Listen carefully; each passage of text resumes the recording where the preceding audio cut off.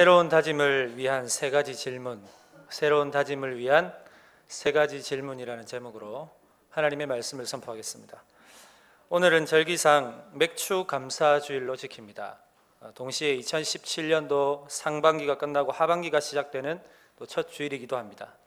저는 그래서 2017년도를 시작하면서 저와 여러분이 다짐했던 수많은 신앙적 다짐들을 세 가지 질문을 통해 돌아보고 또 새롭게 시작되는 하반기에 이 세 가지 질문을 통해 저와 여러분에게 주신 이 귀한 삶을 어떻게 하면 은혜와 소망이 가득한 삶으로 살아낼 것인가에 대한 답을 말씀을 통해 함께 찾아보려고 합니다. 오늘 지키고 있는 이 절기인 맥추절의 의미를 간단히 살펴보아도 우리가 어떻게 하면 하나님이 원하시는 은혜와 소망의 삶을 살 수 있을까에 대한 답을 찾아볼 수가 있습니다. 맥추절은 하나님께서 출애굽한 이스라엘 백성들에게 광야에서 명령하신 절기입니다. 출애굽기 23장 16절 말씀에 맥추절을 지키라. 이는 내가 수고하여 밭에 뿌린 것의 첫 열매를 거둠이니라. 하나님께서는 이스라엘 백성들에게 맥추절을 지킬 것을 말씀하십니다. 그런데 특이한 것은 이 맥추절은 광야에서 지키는 절기가 아니라 가나안 땅에서 들어가서 지킬 절기였다는 것입니다. 레위기 23장 10절 말씀에서 이스라엘 자손에게 말하여 이르라. 너희는 내가 너희에게 주는 땅에 들어가서 너희의 곡물을 거둘 때 너희의 곡물의 첫 이삭 한 단을 제사장에게로 가져갈 것이요. 왜 하나님께서는 가나안 땅에 들어가서 지켜야 할 이 맥추절을 광야에서부터 언급하시는 것입니까? 여기에는 놀라운 하나님의 은혜가 숨어 있습니다. 비록 광야의 삶이 힘들고 어렵지만 너희가 나의 말에 순종하고 그 약속을 지켜 행하면 내가 반드시 너희를 젖과 꿀이 흐르는 땅, 약속의 땅으로 인도할 것이다. 나 여호와는 한 번 약속한 것은 끝까지 지키신다는 것을 의지적으로 나타내 보여주는 대목이른 것입니다. 오늘 믿음을 가지고 살아가는 저와 여러분, 이 말씀이 우리에게도 소망이 되는 줄 믿으시기 바랍니다. 구원의 이름 주 예수 그리스도를 믿고 이 험한 광야를 참고 걸어가면 반드시 약속한 땅으로 인도할 것이다. 나 여호와가 반드시 약속한다.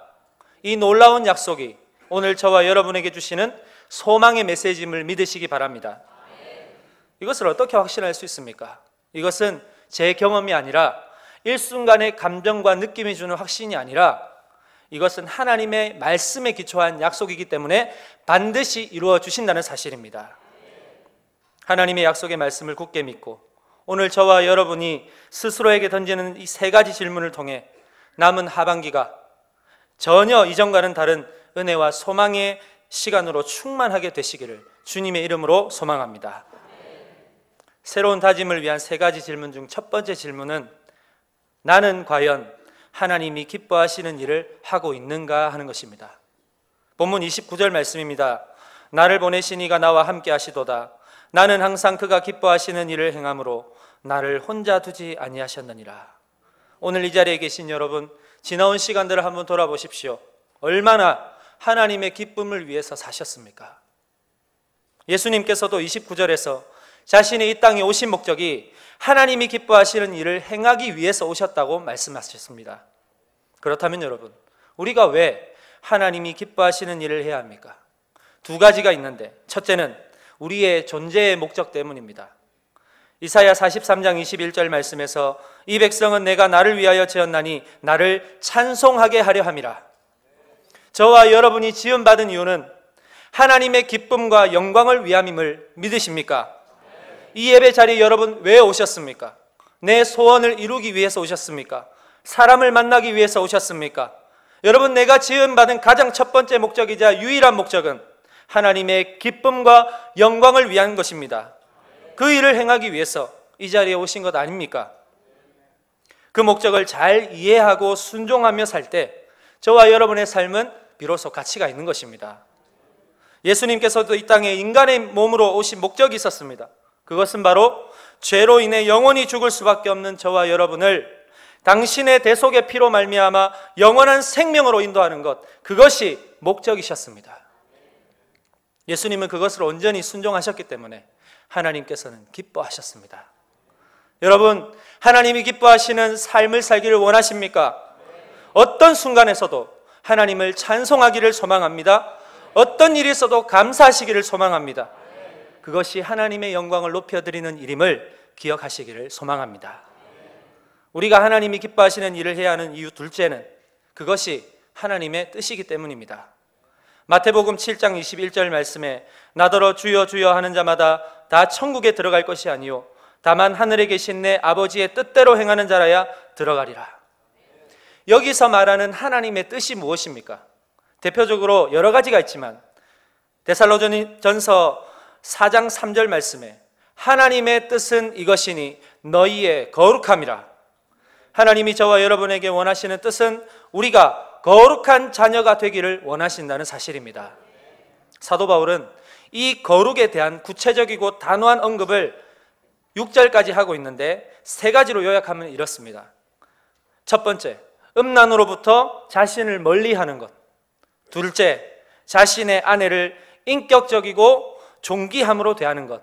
셋째, 형제와 이웃을 해롭게 하거나 속이지 않는 것. 이 세 가지를 종합해 보면 이런 결론을 낼 수가 있습니다. 나 자신을 존귀하게 여기는 사람은 자기 아내를 또한 존귀하고 인격적으로 여길 수 있고, 더 나아가서는 형제와 이웃에 대해서도 해롭게 하거나 속이지 않는다는 것입니다. 나와 내가 사랑하는 사람, 그리고 형제와 이웃을 정욕의 대상으로 삼으면 우리의 거룩함은 상처를 입고 심각한 손상을 입습니다. 그러나 반대로 내가 사랑하는 사람, 그리고 이웃과 형제를 인격적이고 존귀한 대상으로 삼으면 내 안의 거룩함은 더 풍성해지고 더 증폭된다는 사실입니다. 사랑하는 여러분, 신앙은 입으로만 하는 게 아닙니다. 하나님의 뜻대로 얼마나 내가 잘 살아내느냐, 그게 더 중요합니다. 오늘 자신의 거룩함을 한번 들여다보십시오. 음란으로부터, 온갖 정욕으로부터 나를 지켜내고 있는가? 자기 아내를, 자기 남편을 정욕의 대상으로 대하는 것이 아니고 인격과 존귀함으로 내가 대하고 있는가? 형제와 이웃에게 말로 상처를 주고 속이고 내 정욕대로 이용하여 해를 끼치는 것이 아니라 내 몸과 같이 사랑하고 아끼고 존귀하며 대하고 있는가? 내 안에 거룩함을 점검하여서 하나님의 뜻을 온전히 이루어가는 남북의 온 성도님들 되시기를 주님의 이름으로 소망합니다. 새로운 다짐을 위한 세 가지 질문 중 두 번째 질문은 나는 제자로서의 삶을 살고 있는가 하는 것입니다. 본문 31절 말씀입니다. 그러므로 예수께서 자기를 믿는 유대인에게 이르시되 너희가 내 말에 거하면 참으로 내 제자가 되고. 제자라는 말을 헬라어 원어로 마데테스라고 합니다. 이 마데테스는 두 가지 의미가 있습니다. 첫째, 마데테스 즉 제자는 배우는 자입니다.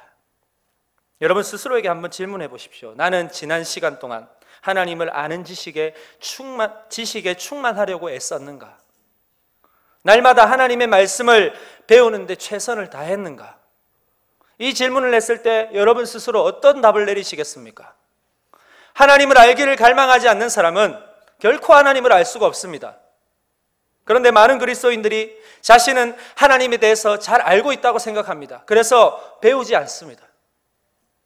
도대체 얼마나 하나님을 잘 알고 있기에 배우려 하지 않는 것입니까?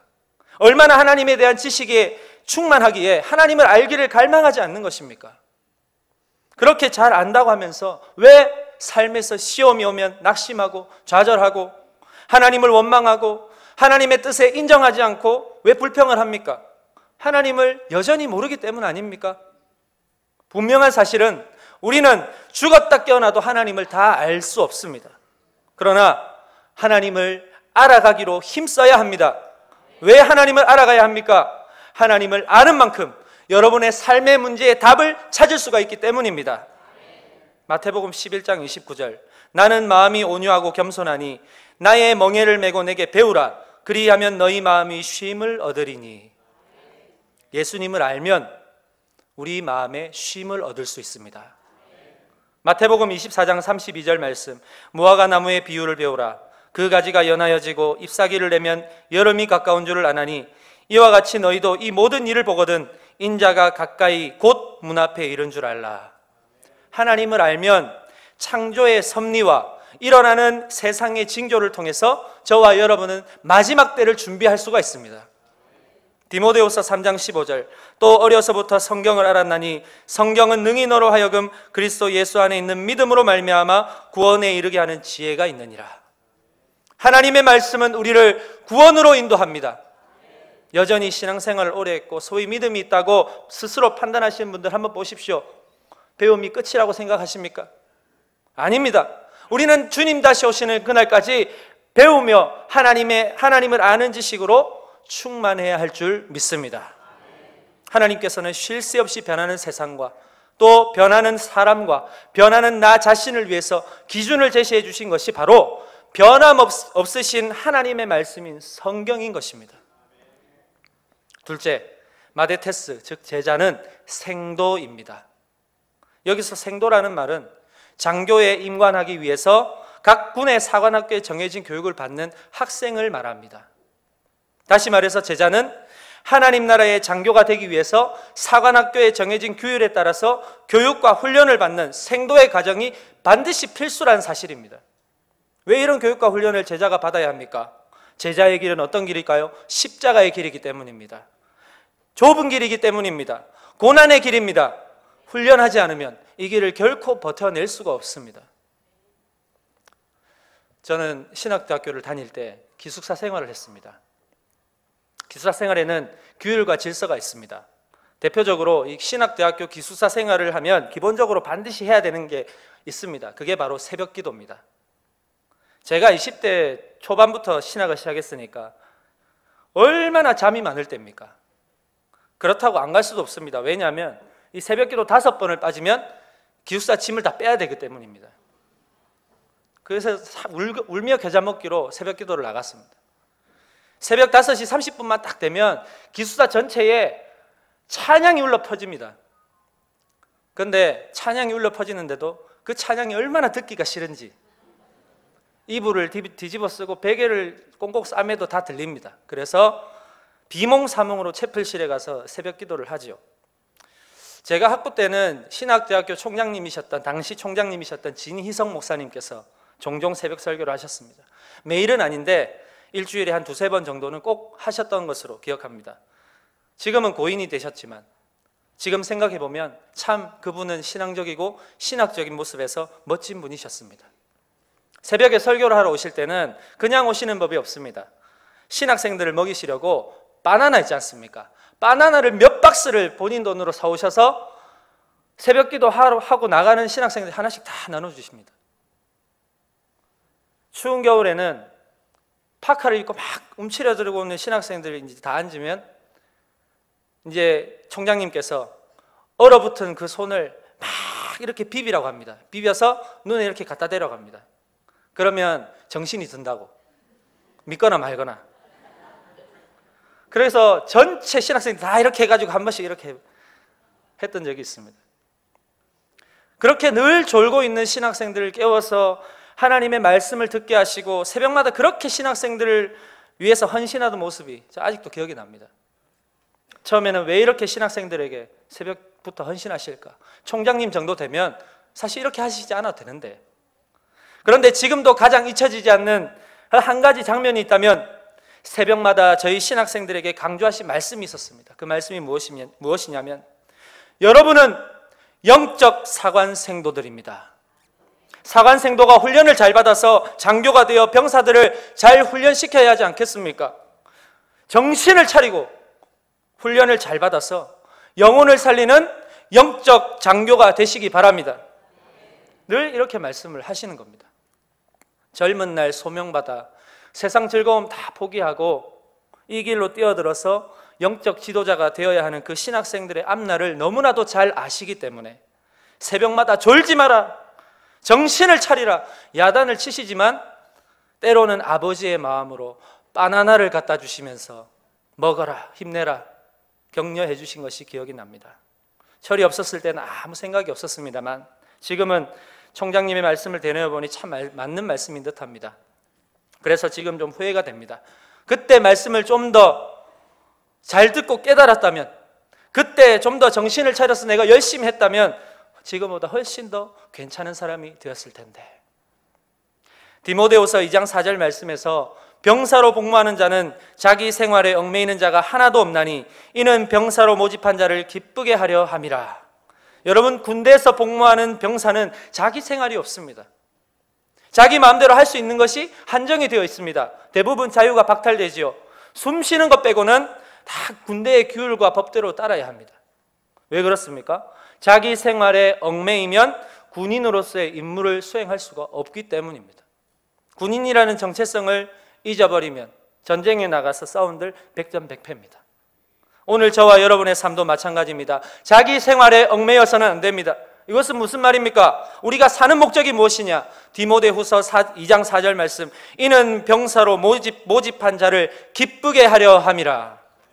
우리를 부르신 하나님의 뜻대로 살아가며 하나님을 기쁘시게 하는 것, 우리를 죄에서 구원하신 예수 그리스도의 제자로 부르심에 순종하며 살아가는 것, 그것이 저와 여러분의 삶의 유일한 목적이기 때문입니다.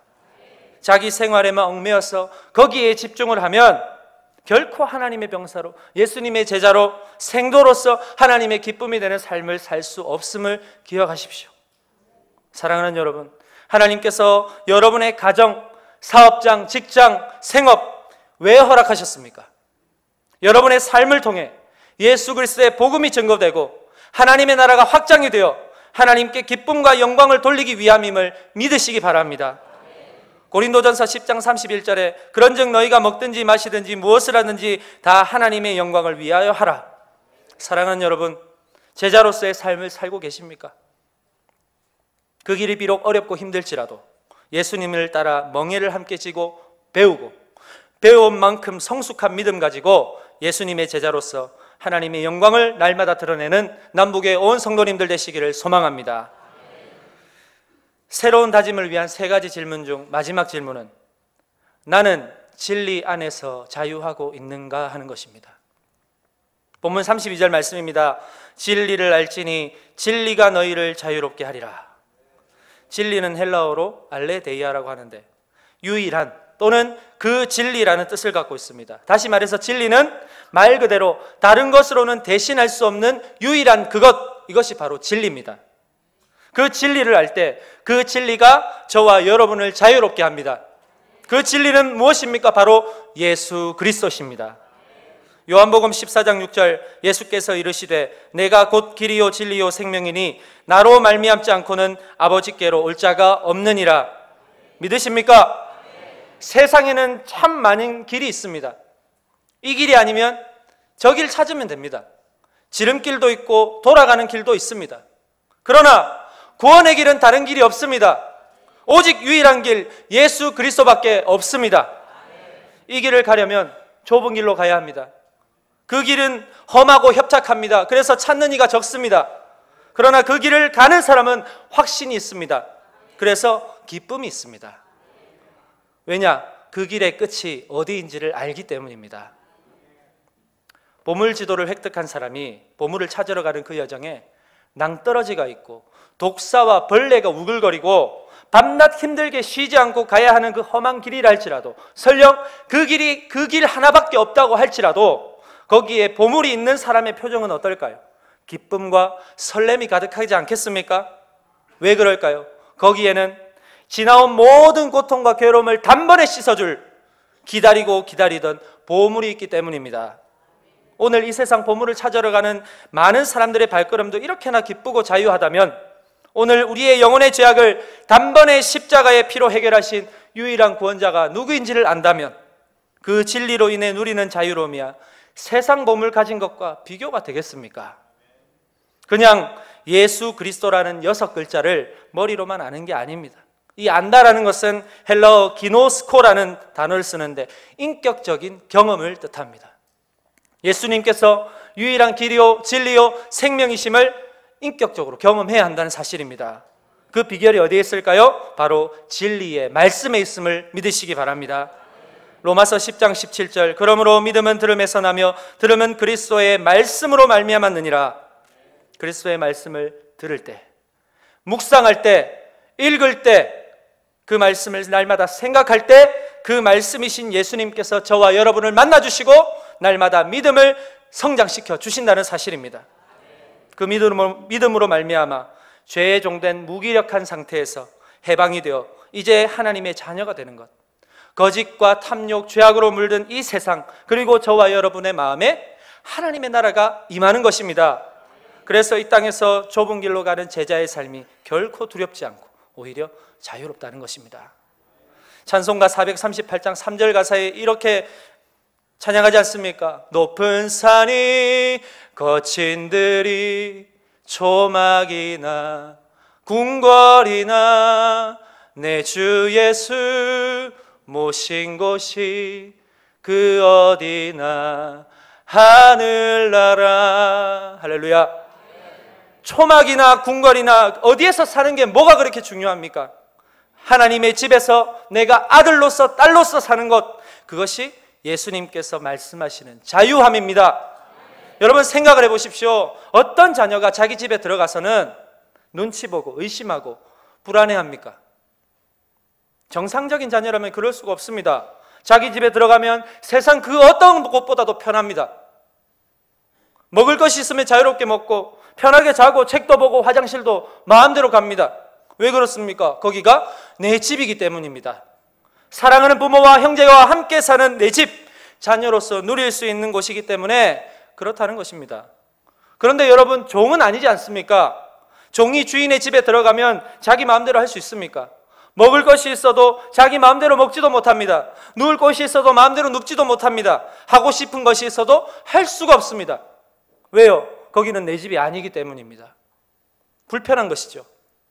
탕자의 비유에서 둘째 아들이 너무나도 편한 자기 집을 놔두고 아버지에게 자기의 분깃을 받아 타국으로 가서 그 모든 재산을 흥청망청 다 쓴 후에 먹을 것이 없어서 남의 집 돼지가 키우는 쥐염 열매를 얻어먹고는 이렇게 한탄하지 않습니까? 누가복음 15장 7절, 이에 스스로 돌이켜 이르되 내 아버지에게는 양식이 풍족한 품꾼이 얼마나 많은가, 나는 여기서 줄여 죽는구나. 그리스도인이 하나님께서 구별하여 주신 자녀로서의 권리와 행복을 걷어차버리고 세상에 얽매이면 결국 후회하고 한탄하게 되는 것입니다. 오늘 예수님을 믿고 구원받았다고 하는 많은 그리스도인들 가운데서도 여전히 아들이 아닌 종의 정체성을 가지고 살아가는 사람들이 너무나도 많습니다. 종의 정체성을 가지고 살아가기 때문에 매일 불안합니다. 걱정합니다. 염려하고 근심합니다. 혹시 이 집에서 내가 쫓겨나지는 않을까? 저기 음식이 있는데 먹어도 될까? 먹으면 야단 맞지 않을까? 화장실을 물어보고 가야 될까? 이런 걱정들을 한다는 것입니다. 우리 아버지 되시는 하나님에 대해서 이렇게 불안해하고 의심한다면, 하루하루 이렇게 살아가는 상태라면 과연 하나님을 안다고 할 수 있는 것입니까? 사랑하는 여러분, 하나님은 우리가 매우 잘나서 뛰어나서 세운 공로가 너무나도 커서 우리에게 구원을 베풀어 주신 게 아닙니다. 자격도 없지만 죄와 사망의 늪에서 허덕이고 매일 의심하고 두려워하고 분노하고 걱정하며 살아가는 저와 여러분을 긍휼히 여기셔서 사랑하시사 하나님은 전격적으로 흠이 없으신 독생자 예수 그리스도를 우리 대신 희생제물로 드리신 것입니다. 이것이 은혜인 줄로 믿습니다. 그 은혜를 힘입어 하나님의 집에서 아들로 딸로 살아가는 것, 그 집에서는 어느 누구도 정죄할 수 없고 불안과 염려가 없는 그것이 바로 예수님의 진리가 주는 자유함인 줄로 믿습니다. 로마서 8장 1절 말씀, 그러므로 이제 그리스도 예수 안에 있는 자에게는 결코 정죄함이 없나니. 저는 저번 주 월화수 울산에 세미나가 있어서 참석했습니다. 그 세미나 이름이 성경 맥잡기 세미나였습니다. 목회자로서 그리고 하나님의 종으로서 저 자신이 여전히 부족하다고 느끼는 그 진리의 말씀에 맥을 잡기 위해서 참여했다가 저는 맥을 잡으려고 참여했는데 제가 오히려 맥이 잡히고 왔습니다. 제 영적 상태 그리고 제 심령의 맥을 하나님께 잡히고 돌아왔습니다. 하나님께서 저의 맥을 성경 말씀을 통해 짚어주시는데 너무 심각했습니다. 너무 무기력하고 너무 자유함이 없었다는 것이 하나님 진단의 결과였습니다. 그 세미나는 모세 오경에 대한 맥을 짚는 세미나였는데 그 3일 동안 저는 하나님의 말씀으로 철저하게 진단을 받는 시간을 보냈습니다.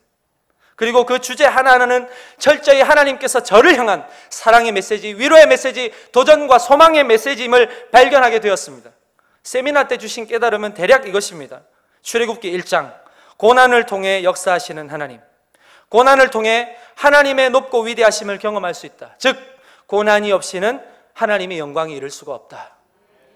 출애굽기 4장, 하나님의 지팡이를 손에 잡았더라. 여러분, 하나님께서 저와 여러분에게도 지팡이를 하나씩 주신 것을 아십니까? 그것이 바로 말씀의 지팡이입니다. 그것도 한 개도 아니고 66개를 주셨습니다.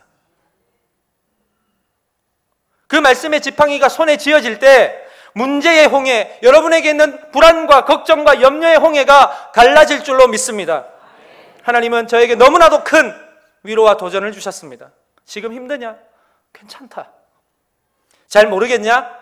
다시 시작해라. 말씀의 지팡이를 잘 준비해라. 여호와께서 나 여호와가 역사할 것이다. 내 콧김으로도 너에게 능력을 베풀어 줄 것이다. 이 밖에도 너무나도 많지만 하나님께서 시간 저의 심령의 맥을 짚어주시면서 내리신 그 진단을 저는 뼛속 깊이 새기게 되었습니다. 하나님께서 저를 향한 계획과 목적이 무엇인지, 왜 저를 주의 종으로 세워주셨는지 말입니다. 사랑하는 여러분, 진리의 말씀밖에 없는 줄 믿으시기 바랍니다. 말씀을 맺겠습니다. 오늘 우리는 세 가지 질문을 스스로에게 던져봤습니다. 이 세 가지 질문에 어떤 답을 스스로에게 하셨습니까? 여전히 2017년은 아직 절반이나 남아 있습니다. 하나님께서 저와 여러분에게 기회를 주실 때 그 기회를 잡아서 남은 하반기가 하나님께서 부여하신 그리스도인의 정체성, 제자로서의 사명, 진리 안에서의 자유를 반드시 회복하시기를 소망합니다. 구원은 하나님의 은혜로 말미암은 것이지만 그 외에는 모두 심은 대로 거두게 되어 있습니다. 기도와 말씀의 균형을 잘 잡아서 하나님께서 저와 여러분에게 계획하신 목적대로 잘 심어서 남은 하반기 하나님께는 영광이 되고 가정과 자녀와 모든 삶의 터전에 하나님이 주시는 기쁨과 자유가 넘쳐나는 남북의 온 성도님들의 삶이 되시기를 주님의 이름으로 소망합니다. 기도하겠습니다. 오늘도 말씀을 통해 새롭게 다짐하게 하시는 하나님 아버지, 2017년 상반기 동안에도 은혜 가운데 지켜주심에 감사를 드립니다. 앞으로 남은 2017년 하반기가 예수님과 동행하며 하나님의 나라를 누림으로 참된 자유 안에서 거룩한 자녀의 삶을 살아갈 수 있도록 역사하여 주옵소서. 곳곳에 은혜의 간증들이 터져나오게 하시고 참으로 성도들의 삶을 통해 하나님께서 기뻐하시는 은혜의 역사들을 경험하는 남북의 모든 성도들 되게 하여 주옵소서. 예수님의 이름으로 기도합니다. 아멘.